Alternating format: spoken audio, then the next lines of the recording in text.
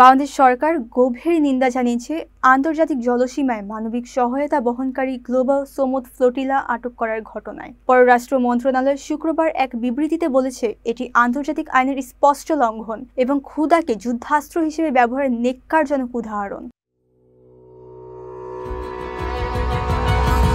বাংলাদেশের দাবি, আটক মানবাধিকার কর্মী ও শান্তিকামী কর্মীদের নিঃশর্ত মুক্তি দিতে হবে এবং তাদের নিরাপত্তা নিশ্চিত করতে হবে। বিবৃতিতে ইসরায়েলকে গাজা ও পশ্চিম তীর থেকে বেআইনি দখলদারিত্ব বন্ধ এবং আন্তর্জাতিক মানবাধিকার আইন মেনে চলার আহ্বান জানানো হয়েছে।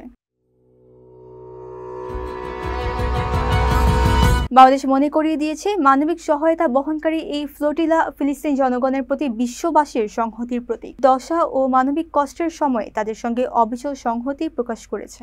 ফাইমা ইসলাম প্রীতি, জাগরণী টিভি।